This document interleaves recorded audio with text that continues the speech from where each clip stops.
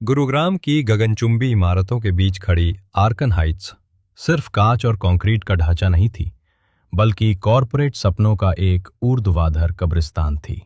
17 मंजिला इस इमारत की 11वीं मंजिल पर जेनिथ डिजिटल सॉल्यूशंस का दफ्तर था, जहां चौबीसों घंटे कीबोर्ड की खटखटाहट और डेडलाइंस का दबाव हवा में तैरता रहता था। ये कहानी आज के उन युवाओं की है जो ब्रांडेड जूतों और महंगे हेडफोन के पीछे अपनी थकान छुपाते हैं और जिनके लिए मंडे का मतलब केवल काम का बोझ होता है। लेकिन आर्कन हाइट्स में इस मंडे का मतलब कुछ और ही होने वाला था।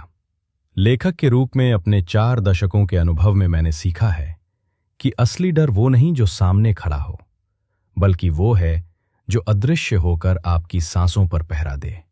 और वो डर इस इमारत की लिफ्ट नंबर 3 में बसता था।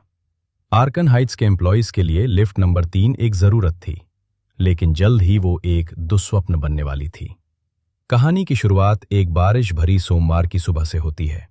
आर्यन, जो अभी अभी यूएस पोलो की टी शर्ट और एडिडास के स्नीकर्स पहने दफ्तर पहुंचा था, लिफ्ट नंबर 3 के सामने खड़ा था। हाथ में स्टारबक्स का कप और कानों में एयरपॉड्स लगे थे। उसके लिए ये एक आम सोमवार था। लिफ्ट आई, स्टील के चमकदार दरवाजे खुले और वो अंदर दाखिल हुआ।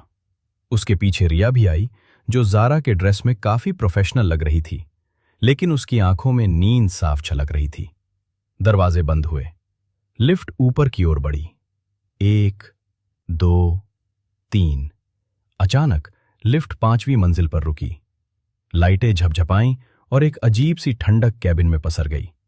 रिया ने घबराकर आर्यन की तरफ देखा। क्या हुआ, पावर कट? आर्यन ने मुस्कुराने की कोशिश की। अरे नहीं, कॉर्पोरेट बिल्डिंग्स में बैकअप होता है। लेकिन उसका भरोसा तब टूट गया जब उसने लिफ्ट के चमकदार स्टील के पैनल पर एक धुंधली परछाई देखी। वो परछाई उन दोनों की नहीं थी, वो कुछ और था, लंबा, विकृत और भयानक। इससे पहले कि वे कुछ समझ पाते, लिफ्ट के पंखे से एक काली चिपचिपी तरल बूंद आर्यन के गाल पर गिरी। ये खून नहीं था, ये सड़न की बू वाला कोई प्राचीन तरल था। और फिर वो प्रकट हुआ। कांच की दीवारों में कैद ये कैसा मंजर है। हर कोई भाग रहा है यहां, हाथ में लिए खंजर है। जिंदगी की दौड़ में मौत को भूल बैठे हैं। उन्हें क्या पता, लिफ्ट के कोने में ही उनका कल बैठा है। ये एक पिशाच था, लेकिन वैसा नहीं जैसा पुरानी कहानियों में सुना जाता है। ये आधुनिक समय का पिशाच था, जो बिजली की तरंगों और इंसानी तनाव पर पलता था। उसकी त्वचा जली हुई प्लास्टिक की तरह काली और सिकुड़ी हुई थी। आंखें नहीं थी, सिर्फ 2 गहरे गड्ढे थे जिनसे एक नीली ठंडी रोशनी निकल रही थी। उसके दांत आरी की तरह नुकीले और अनगिनत थे। सबसे भयावह थे उसके हाथ। उंगलियों की जगह लंबे पैने ब्लेड जैसे नाखून थे, जो स्टील को भी मक्खन की तरह काट सकते थे। रिया की चीख लिफ्ट के बंद कैबिन में गूंजी, लेकिन बाहर किसी को सुनाई नहीं दी। आर्यन ने भागने की कोशिश की, इमरजेंसी बटन दबाया, लेकिन सब बेकार। पिशाच ने एक झटके में रिया की गर्दन दबोच ली। उसके नुकीले नाखून रिया की ज़ारा ड्रेस को फाड़ते हुए उसकी खाल में उतर गए। आर्यन बदहवास होकर कोने में दुबक गया। उसने देखा, और ये दृश्य मेरे 40 साल के लेखन करियर का सबसे विभत्स दृश्य था, कि कैसे उस जीव ने अपने दूसरे हाथ के ब्लेडों से रिया के पेट को एक झटके में चीर दिया। कोई मांस नहीं कटा, कोई हड्डी नहीं टूटी, सिर्फ एक सरसराहट हुई और रिया का शरीर 2 हिस्सों में बंट गया। लेकिन ताज्जुब की बात यह थी कि एक बूंद खून भी नीचे नहीं गिरा। पिशाच ने अपने विकृत मुंह को रिया के खुले हुए शरीर पर लगाया। वो उसके अंगों को खा नहीं रहा था, वो उन्हें सोख रहा था। आर्यन ने अपनी फटी आंखों से देखा कि कैसे रिया के फेफड़े, उसका दिल, उसकी आंतें, सब उस पिशाच के मुंह में एक काली ऊर्जा के रूप में खिंचते चले गए। चंद सेकंडों में रिया का शरीर एक खाली खोल की तरह फर्श पर गिर पड़ा, लेकिन गिरने से पहले ही वो पिशाच आर्यन की तरफ मुड़ा। सुबह 9:30 बजे जब 11वीं मंजिल पर लिफ्ट नंबर 3 का दरवाजा खुला, तो वहां काम करने वाले साहिल और ईशा इंतजार कर रहे थे। दरवाजा खुलते ही एक ऐसी सलन भरी बदबू बाहर आई कि दोनों का जी मिचलाने लगा। लेकिन जो दृश्य अंदर था, उसने उनकी रूह कंपा दी। लिफ्ट के अंदर न आर्यन था न रिया, न उनके महंगे जूते, न बैग, न फोन, कुछ भी नहीं। वहां सिर्फ खून था, बेहिसाब खून। लिफ्ट की स्टील की दीवारें फर्श से छत तक लाल रंग से रंगी हुई थीं। फर्श पर खून का एक तालाब जमा था, जैसे किसी जानवर को वहां काटा गया हो। छत से खून की बूंदें टपक रही थीं, लेकिन मांस का एक लोथड़ा, हड्डी का एक टुकड़ा या कपड़ों का कोई कतरा वहां मौजूद नहीं था। सिर्फ गाढ़ा लाल गर्म खून। ये क्या है? ईशा की आवाज हलक में फंस गई। साहिल ने कांपते हाथों से सिक्योरिटी को फोन किया। अगले कुछ घंटों में पूरी बिल्डिंग में हड़कंप मच गया। पुलिस आई, फॉरेंसिक टीम आई। उन्होंने लिफ्ट को सील कर दिया। जांच शुरू हुई। सीसीटीवी फुटेज चेक किए गए। फुटेज में साफ दिख रहा था कि आर्यन और रिया लिफ्ट में घुसे। दरवाजे बंद हुए, लिफ्ट ऊपर बढ़ी और फिर 10 सेकंड के लिए फुटेज ग्लिच हो गया। जब फुटेज वापस आया तो लिफ्ट का दरवाजा 11वीं मंजिल पर खुला। अंदर सिर्फ खून था और कोई नहीं। हॉरर लेखन के अपने अनुभव से मैं जानता हूं कि इंसान को सबसे ज्यादा डर अनजाने से लगता है। अगर लाश मिलती तो दुख होता, गुस्सा आता, लेकिन जब सिर्फ खून मिले और शरीर गायब हो जाए तो वो डर दिमाग को सुन्न कर देता है। पुलिस हैरान थी। न कोई हथियार, न संघर्ष के निशान, न लाशें, सिर्फ खून, जो डीएनए टेस्ट में आर्यन और रिया का ही निकला। शहर के अखबारों और न्यूज चैनलों पर सुर्खियां छा गईं। गुड़गांव की खूनी लिफ्ट, गायब हुए कॉरपोरेट कर्मचारी। लेकिन जेनिथ डिजिटल सॉल्यूशंस के मैनेजमेंट ने इस घटना को दबाने की पूरी कोशिश की। काम रुक नहीं सकता था। एक हफ्ते बाद लिफ्ट नंबर 3 को रासायनिक पदार्थों से धोकर साफ करके फिर से चालू कर दिया गया। कर्मचारियों को सख्त हिदायत दी गई कि वे इस बारे में बात न करें, लेकिन डर को कोई कैसे धो सकता है? स्टील के कैबिन में कैद है वो भूख पुरानी, हर सोमवार मांगती है एक नई कुर्बानी। पोछा लगा, रंग बदला, पर गंध न गई। उस अंधेरे कोने में आज भी मौत है खड़ी। अगला सोमवार आया। इसे अब सब खूनी मंडे कहने लगे थे। ईशान एक नया इंटर्न जो अभी इन अफवाहों से अनजान था, और विक्रम एक सीनियर मैनेजर जो इन सब बातों को बकवास मानता था, रात को 10 बजे काम खत्म करके नीचे जाने के लिए निकले।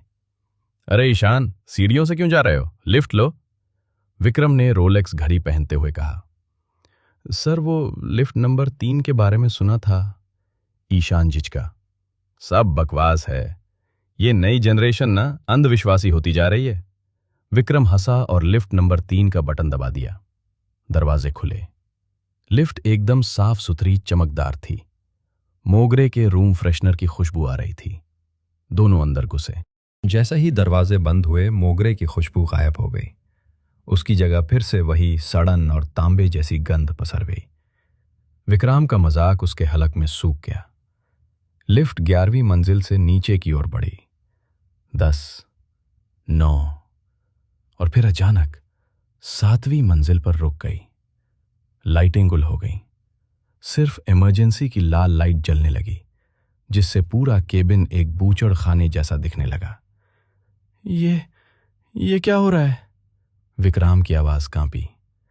ईशान ने देखा कि लिफ्ट के चमकदार फर्श पर विक्रम के महंगे लुई फिलिप जूतों के पास खून का एक छोटा सा धब्बा धीरे धीरे बड़ा हो रहा था, जैसे फर्श के नीचे से खून उबलकर बाहर आ रहा हो।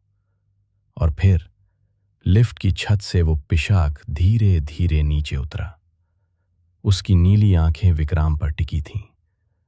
विक्रम ने चिल्लाने की कोशिश की, मैं मैनेजर हूं, मुझे जाने दो। पिशाक को कॉरपोरेट पदवियों से कोई मतलब नहीं था।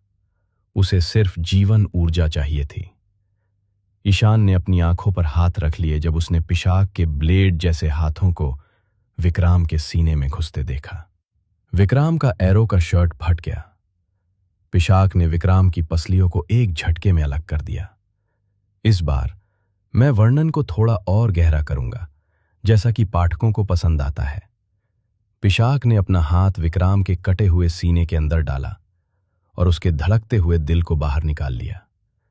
दिल अभी भी धड़क रहा था, लेकिन इससे पहले कि खून बाहर गिरता, पिशाक ने अपना मुंह खोला और एक भयानक सक्शन पैदा किया।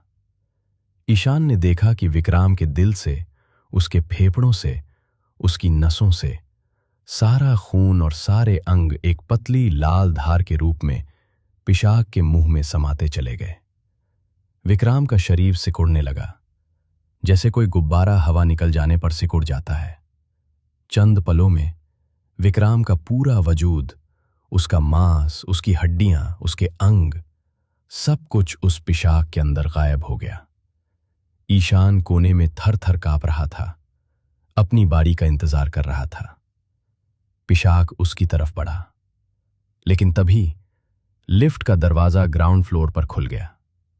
बाहर खड़े सिक्योरिटी गार्ड्स ने देखा कि लिफ्ट के अंदर ईशान बेहोश पड़ा था और उसके चारों तरफ, दीवारों पर, फर्श पर, छत पर बाल्टियों भर खून बिखरा हुआ था। विक्राम का नामो निशान नहीं था, न उसकी रोलेक्स घड़ी, न उसके जूते, सिर्फ खून। इतना खून कि गार्ड्स की भी चीख निकल गई। आर्कन हाइट्स को सील कर दिया गया। जेनिथ डिजिटल सॉल्यूशंस बंद हो गईं, लेकिन वो पिशाक आज भी वहां है। कॉरपोरेट जगत की इस भूख ने, जहां इंसान को सिर्फ एक रिसोर्स माना जाता है, एक ऐसे राक्षस को जन्म दिया है जो अब सिर्फ खून नहीं, बल्कि इंसान का पूरा वजूद ही सोख लेता है। आज भी अगर आप गुरुग्राम की उस सुनसान इमारत के पास से गुजरें, तो आपको लिफ्ट के चलने की आवाज सुनाई देगी। और अगर आप ध्यान से सुने, तो आपको उन एम्प्लॉयज की दबी हुई चीखें सुनाई देंगी जो कभी उस 11वीं मंजिल के दफ्तर में काम करते थे। ये कहानी आज के युवाओं के लिए एक चेतावनी है। ब्रांडेड कपड़ों और ऊंची नौकरियों की चमक दमक के पीछे अक्सर गहरे अंधेरे छुपे होते हैं, और कभी-कभी वो अंधेरा आपको पूरा का पूरा निगलने के लिए लिफ्ट का दरवाजा खोले इंतजार कर रहा होता है। अगली बार जब आप किसी ऊंची इमारत की लिफ्ट में अकेले चढ़ें और आपको सड़न की हल्की सी बू आए या लाइट झपझपाए, तो संभल जाइएगा। हो सकता है वो सोमवार आपका आखिरी दिन हो, क्योंकि खूनी मंडे कभी खत्म नहीं होता। वो बस अगले शिकार का इंतजार करता है।